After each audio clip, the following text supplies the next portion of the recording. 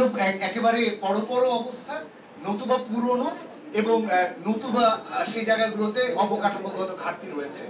হয়তো বলতে পারেন যে স্যার কেন, শ্রম ভবন তো সুন্দর একটা বিল্ডিং, কিন্তু এটিও কিন্তু তৈরি হয়েছিল একটা বড় দুর্ঘটনার পর। রানা প্লাজার পর এই শ্রম ভবনের এই নতুন এখানে আসা হয়েছে। তার আগে এটি ছিল হলো প্রেস ক্লাবের উল্টো দিকে ডাইফের বিল্ডিংটি ছিল, যেটা নিশ্চয়ই আপনাদের খেয়াল আছে, একটা পরপর বিল্ডিং ছিল। এই মানসিকতা কিন্তু এখনো হয়তো রয়ে গিয়েছে। ঐতিহাসিকভাবে যদি সরকারের ভিতরে এই মানসিকতা থেকে যায় যে শ্রমিক হচ্ছে দাম দেওয়ার জায়গা, দাম ছত্র দেওয়ার জায়গা, ওরকম একটা সরকারি দৃষ্টিভঙ্গির জায়গায় গিয়ে আপনারা শুধুমাত্র জাস্ট আবেদন করে অনেক বেশি আপনাদের চাওয়া নিয়ে আসতে পারবেন, তা মনে হয় না। আমি আপনাদের কয়েকটা তথ্য উপাত্ত দিই, তাহলে টের পাবেন। বিগত বছরগুলোতে অব্যাহতভাবে শ্রম মন্ত্রণালয়ের বাজেট কমছে।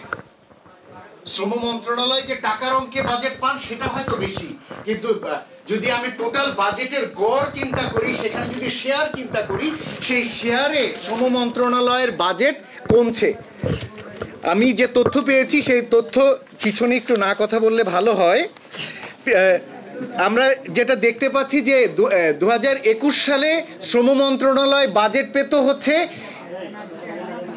আচ্ছা আচ্ছা আচ্ছা আচ্ছা আপনারা যদি কথা বলেন তাহলে আমরা বলি না। আপনারা কারা, পিছনে যারা আসছেন কারা?